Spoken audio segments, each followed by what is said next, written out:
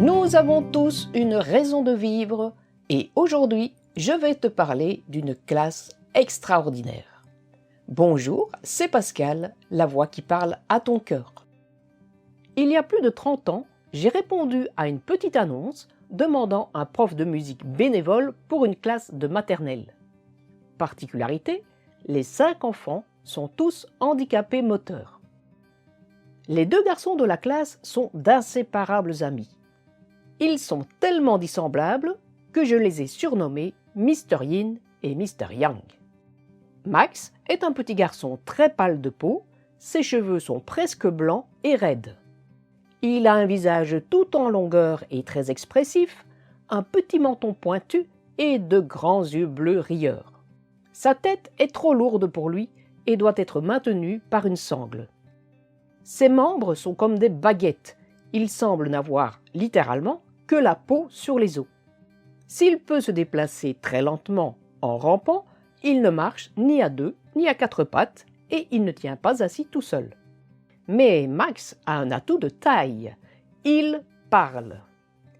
Il est d'ailleurs le seul de la classe à avoir une élocution sans problème et il en profite bien. C'est donc le commentateur attitré de tout ce qui se passe en classe, qu'on le lui demande ou pas. Il trouve beaucoup de choses amusantes et n'arrive pas toujours à les raconter jusqu'au bout tellement il rit. Autant dire qu'on rit souvent dans cette classe. Zacharia est tout son contraire. Brun de peau, petits yeux noisettes, cheveux noirs bouclés, tête toute ronde et joues rebondies, il est grassouillet sans vraiment être gros. Il est le seul dans la classe à pouvoir marcher sans aide, même s'il est très pâteau. Il sait aussi utiliser ses mains, mais ses gestes sont très maladroits. Zacharia est, contrairement à Max, totalement insonore.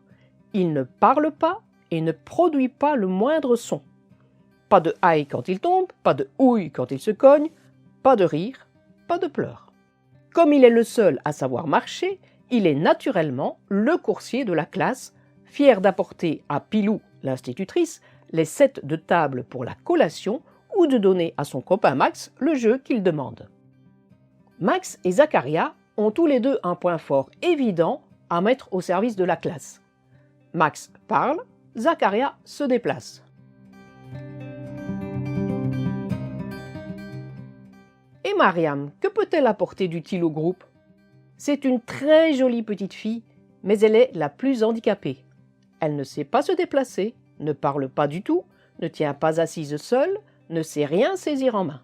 Eh bien, Mariam est le baromètre émotionnel de la classe.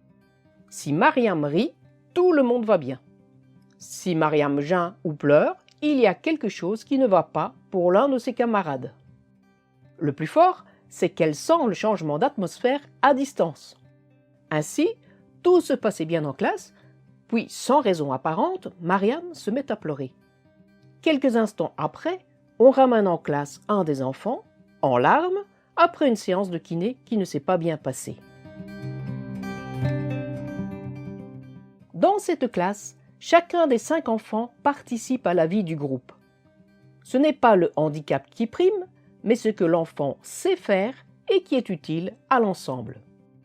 Chacun a donc son rôle pour que ce microcosme en miniature fonctionne au mieux.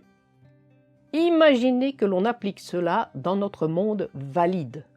Quel bonheur ce serait de pouvoir mettre au service de la communauté nos qualités sans que l'on s'apesantisse sur nos défauts ou nos manques. Tous les métiers sont bons lorsqu'ils rencontrent nos aptitudes naturelles et qu'ils nous aident à réaliser notre destinée d'homme créé par Dieu. Citation tirée du roman Vertige de Reine Malouin. Merci d'avoir écouté cet épisode. N'hésite pas à laisser un commentaire et à t'abonner à la chaîne. On se retrouve la semaine prochaine.